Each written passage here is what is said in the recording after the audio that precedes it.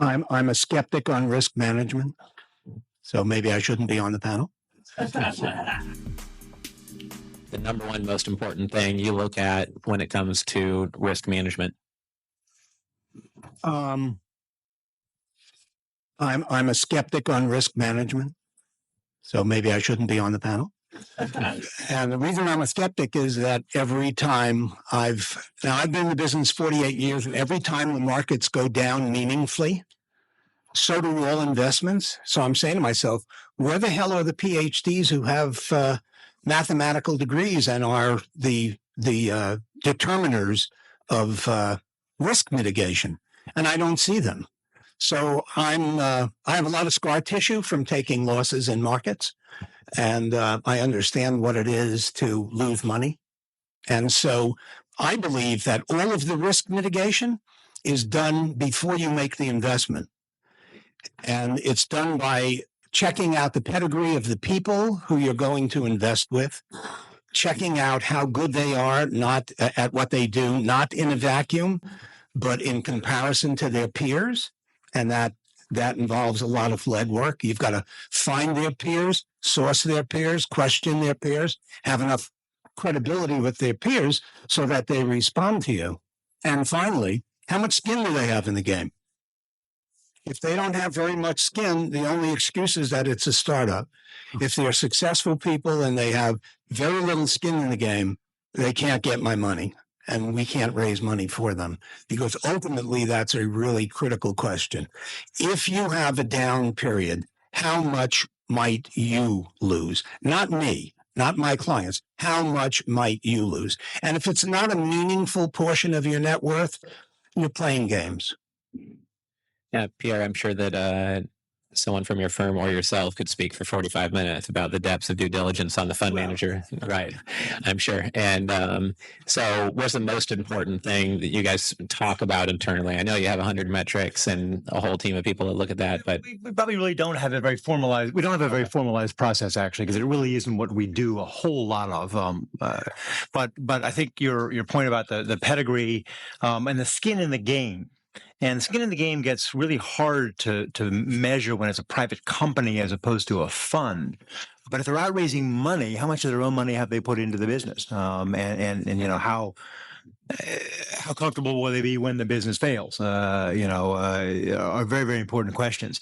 I also like to look, and I should say like to look at you, the investor, and your ability to contribute to the opportunity.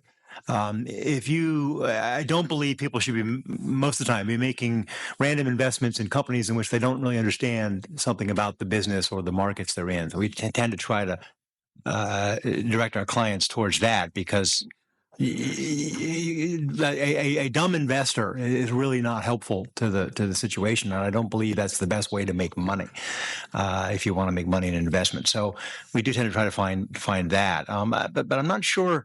I mean, other than looking at the experience of the principals and having done this before, their commitment to it, and actually speaking to humans from their past that you maybe don't get from them themselves.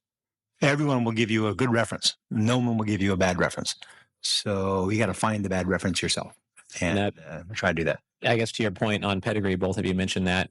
So to someone hearing that in the audience, and they think, okay, well, I think we have decent pedigree, but we better dial that up.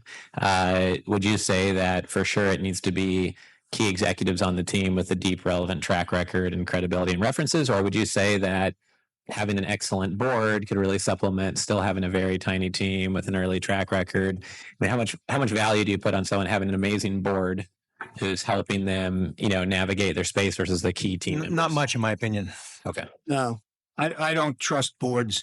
They're usually paid to do what they're doing. No skin in the game. No skin in the game. They're hired because of their CVs. It's only a part-time undertaking. I don't consider boards very useful for my purposes. But by the way, I don't want to step on toes, but the interesting thing about risk mitigation and all of these things that we're talking about are wrapped in due diligence. I just want to say one thing about due diligence. People talk about it as a process. It's become unbelievably quantitative. And that's a very good substitute. Numbers are a very good substitute for experience and common sense. And that doesn't work out well for the investor. Due diligence is an art form. The best people in the world who do due diligence, do it rote. If you ever see someone coming in to do research on a money manager and he brings a pad of questions, don't consider him seriously. He's reflecting his job, not his underlying interest in the investments.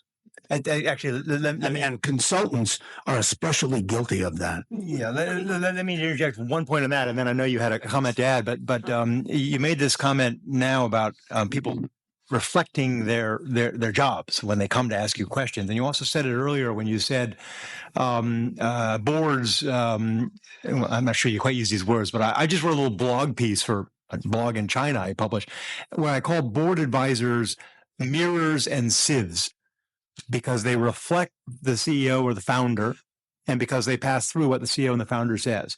When you're doing your due diligence and you talk to the board or talk to advisors to the person, try to detect how well they will object and question and challenge the CEO or the founder, because those are by far the most valuable board advisors who truly will do that.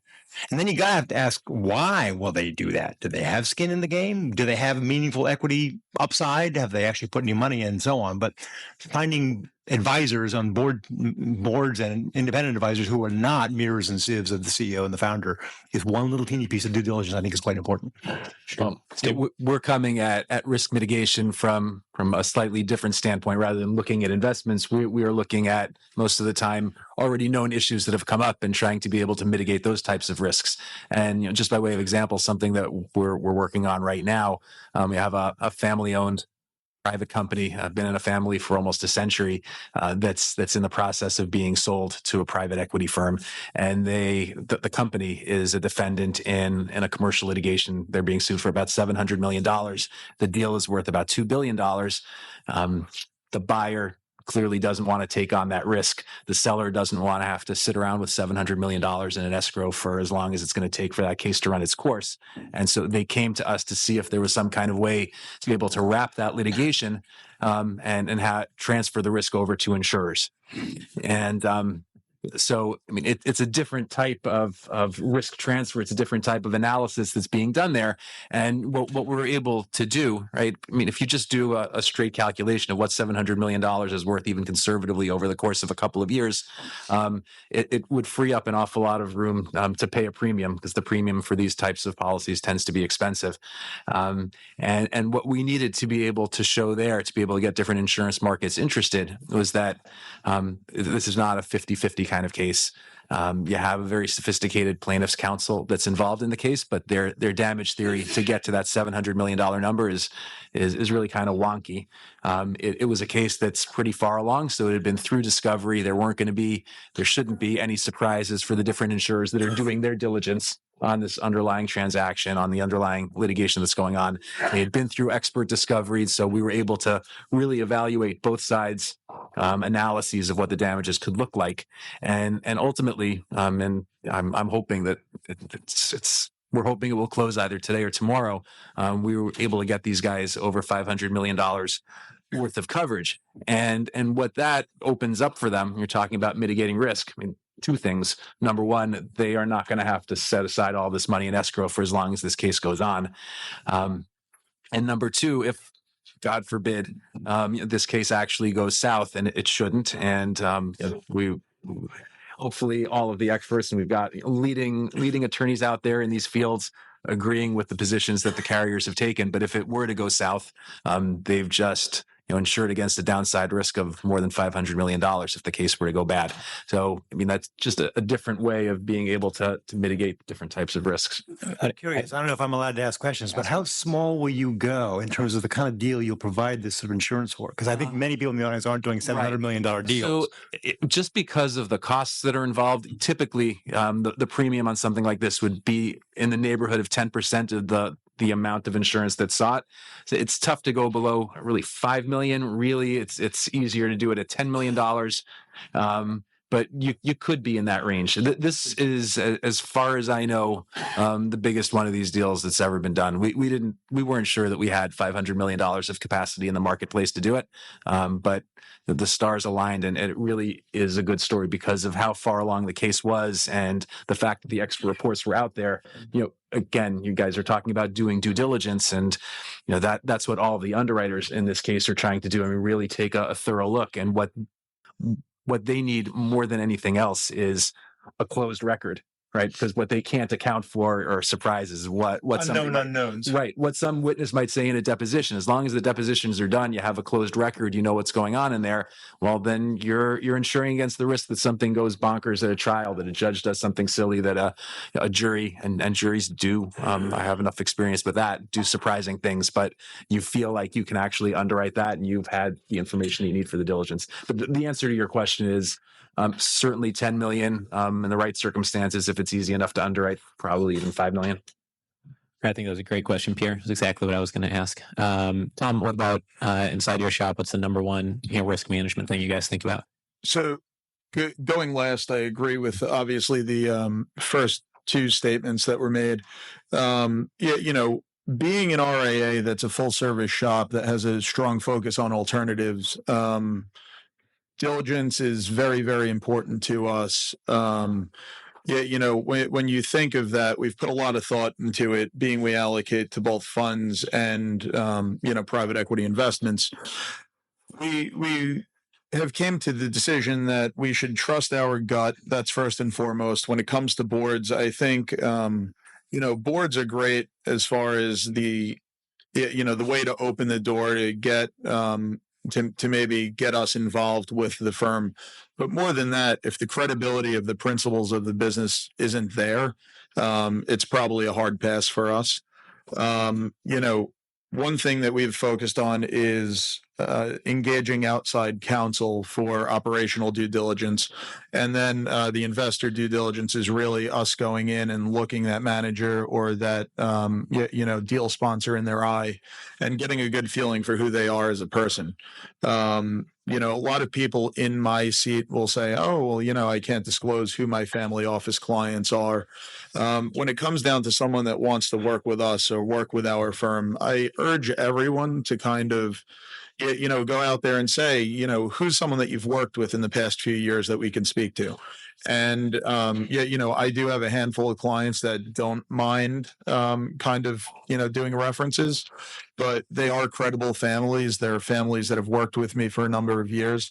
And, I would urge someone that's going to start a relationship with us to go out and speak to those people.